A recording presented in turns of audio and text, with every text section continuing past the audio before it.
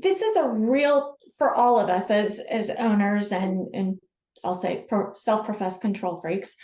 That's on me. Chris is off camera right now because he's laughing.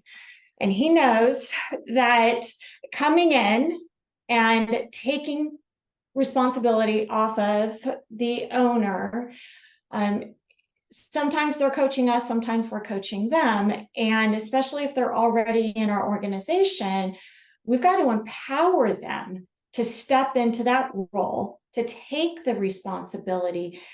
And that's sometimes a big transition because they're so used to us having those daily meetings and telling them what to do every day and tasking them. What are some recommendations for us to go from tasking to responsibility and accountability? Sure. A lot of that is, part of it is that interaction between the founder and the rest of the leadership team, and that, hey, I trust you to go take care of this.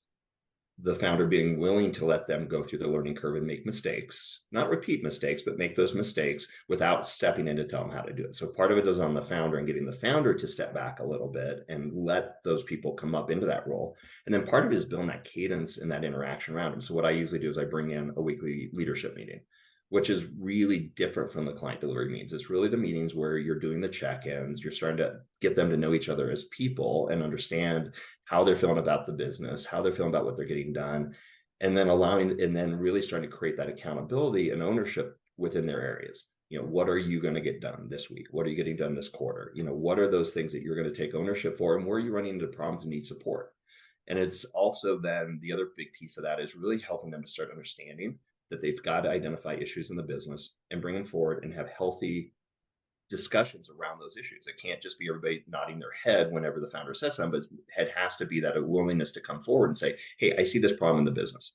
Well, let's talk about this problem, attacking the problem. So it's trying to teach them how to do that. It's really getting them in this mindset of working on the business, not just in the business. I know I say that a lot, but that's really how I communicate to them, because once they start doing this, that light bulb goes on and they realize when they're working in the business and trying to get things done on a daily basis versus when they're thinking about the business.